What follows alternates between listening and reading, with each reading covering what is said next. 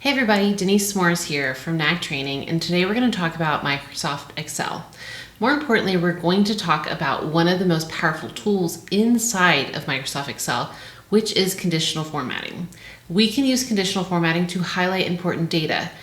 It's a known fact that when we are looking at something and there is a highlight to it, there's color, our brain automatically looks at it and we can differentiate and see what's going on.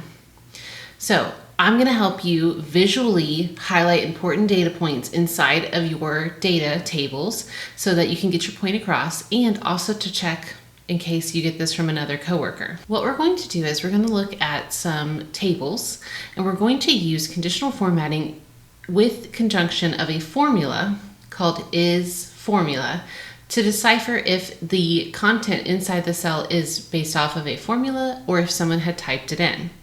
And when we do that, we will be able to highlight the important data to either fix it or to talk to somebody about it. So let's go ahead and get started. I've opened up my conditional formatting in Excel, and we have different categories with a unit value, and we have the amount of units. So to find the total value, we would want to multiply the unit value by the units. I've received this from a coworker, and I'm going to just go ahead and check to make sure that it is actually multiplying the unit value by units all the way down the F column and not somebody has input the data by hand. Step one, you want to select the data that you want to look at. So I'm going to go ahead and select the F column, F4 through F18. Then under the Home tab, I'm going to choose Conditional Formatting. There are multiple different types of conditional formatting: highlighting, top and bottom rules, data bars, color scales, icon sets. If you haven't looked here, it's a great place to just look and play around with all the different things you can utilize. But we're going to go here to New Rule. Inside of the New Formatting Rule, you can get even more specific with your rule type, but we are going to use this last one called Use a Formula to determine which cells to format. Now remember, I'm trying to figure out if the cells inside of the F column have been generated by a function, the D4 times E4, or if someone has manually input the numbers.